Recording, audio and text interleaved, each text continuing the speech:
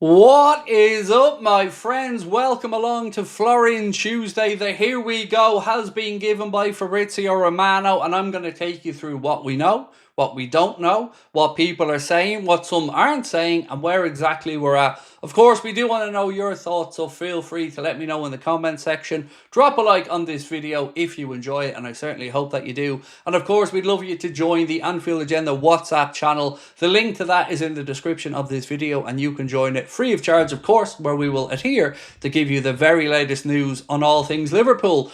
So today we've got the Here We Go from Romano, but with a bit of a caveat. It seems there's a split in the top tier reporting here. David Ornstein saying it's not quite there yet. Fabrizio Romano doubling down on it on a stream and saying that the paperwork is being prepared and a deal has been agreed. I'm going to let you guys figure out which one you believe, but let me just say it like this. There's the Here We Go tweet. That's what I believe. That's who I believe. And of course, I'm very excited about this deal. That is the official tweet from Fabrizio Romano saying, here we go. It reads, Florian Wirtz to Liverpool, here we go. Liverpool verbally agreed deal in principle with Bayer Leverkusen for package reaching €150 million add-ons included. Player side already agreed 2 weeks ago with move now imminent. On top of that, we had a report to suggest that he was going to be on a plane. Sacha Cavalieri said Florian Wirtz will be travelling to Liverpool for his medical in the next few hours. Now, as I mentioned, David Ornstein said there's a bit of work still to be done on this, but a caveat needed there. He was on recording with Sky tonight for Back Pages tonight, so I don't know if maybe he's just an hour or two behind on this one, but ultimately the words that we all wanted to hear were from Fabrizio Romano saying, here we go. And that's what we got tonight when we were live. Mo Chatra, speaking from the financial side of this, of course, Anfield Index contributor, somebody you've seen here on the channel previously, said the Frimpong, KERKEZ and Wirtz deals are not dependent on sales. There's plenty of headroom coming off a £700 million season and heading into the 25-26 financial year that should generate in the region of £750 million to finance these moves. Further sales will enable more business. Now that makes sense. Look, we've been thinking that once we get Frimpong, KERKEZ and Wirtz all signed up, that we probably would see Liverpool then look towards moving on some fringe players or the likes of Darwin Núñez. So I'm not bothered whatsoever with that one. Sport Bild in Germany are reporting the fixed fee will be spread out for several years on this deal. Not at all uncommon. There was no release clause, so Liverpool, of course, didn't have to come in and throw a load of dough on the table in one lump sum to trigger it.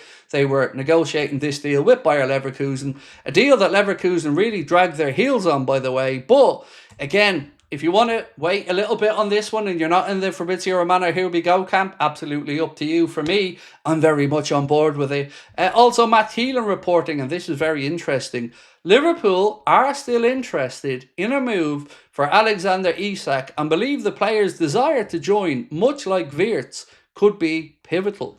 Now, I've been honest with you guys and said I know nothing of Liverpool's search for a centre-forward other than what I read in the newspapers. If Matt Thielen and others are saying that that interest is still there, I wonder, is Alexander Isak maybe going to say to Newcastle, look, I want to move. I want to go and join what Arne Slot is doing at Liverpool. He is a Newcastle player and they're perfectly within their rights to say, no, he isn't for sale. But you also don't want an unhappy player there. So I would say, I don't know if this is going to happen or not, but certainly worth keeping an eye on, because one consistent theme over the last 2 weeks is that Liverpool aren't giving up on Isak. Now, take that whichever way you would like to. I'm just so happy that tonight I got to share this live with everybody. It's been a really tough few days for everybody concerned around this one, just waiting for those words. And tonight we were live. I looked down, seen a comment, here we go, in the chat from Wonderman, one of our contributors, and I thought, is he saying here we go as in people are in to start moaning again, or what's up? And then I seen another one. Then I glanced up on my screen and seen WhatsApp, and I seen Connor writing, and I knew something was happening then. Then my WhatsApp starts lighting up with message after message saying, it's real, here we go, here we go. So then, of course, we come back to this, and we brought back up the tweet on the screen right there now. It is incredible to think that Liverpool have pull this one off, that Liverpool have smashed the British transfer record, and this deal will smash that. All in, you're looking at somewhere about 125, 126 million pound, eclipsing the 115 million pound that Chelsea paid Brighton for Moise Caicedo, a deal that Liverpool also put their money on the table for. One other bit of news tonight that I wanted to bring to you guys, and again, I do want to know how happy you are in the comment section. No doubt there will be people in there saying, but Ornstein said this, da-da-da.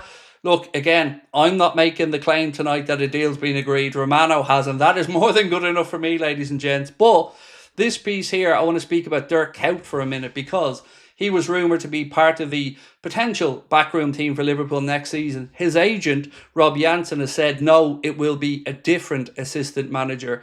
It would have been great for Dirk. He would have loved to go to Liverpool. Assistant there is, of course, a serious level. Other names still in the mix for this one. Marino Pusic, who was assistant to Arne Slot at both AZ Alkmaar and Feyenoord. He's available after leaving his post at Shakhtar Donetsk. And on top of that, Etienne Reinen, the current Feyenoord assistant coach, who had initially been meant to come in with Arne, but due to work permit issues didn't. His name is once again in the fold as well. So look, ladies and gentlemen, the next question that I'm going to ask, and of course a lot of people are asking, is what number do we expect Florian Wirtz to wear at Liverpool? Truth is, I don't know. 23 is possible, 27 is possible. If we do sell Luis Diaz to Barcelona, number 7 then comes back into play. If Darwin moves on, number 9 might come into play. So I wonder if we're going to get an announcement on a number soon, or could that be part of the Adidas unveiling, let's say on August the 1st, when Liverpool officially become an Adidas club once again. We're going to see Frimpong then probably get his number at that point. Will we see Wirtz do the same? But look, tonight is just the feeling that I've been waiting for a long time. People were coming into the stream and saying, it looks like a weight is being lifted off your shoulders. I feel very, very much relieved, because it's been a stressful week, as I'm sure you can imagine. But the Here We Go tonight came in from Fabrizio Romano, and then other journalists start piling in. It seems to be that the divide on this one is the German side are saying one thing and the English side are saying another thing. So let's see what happens over the next 24 hours. But I'm going with the Here We Go from Romano, because he's been on the money for this deal right the way through. And for me, that's exactly what I hope happens, that we do see him in Liverpool for medical very soon. The next question people are going to ask is, with the transfer window being technically closed, can Liverpool still go through with the medical and all that stuff? And the answer is yes.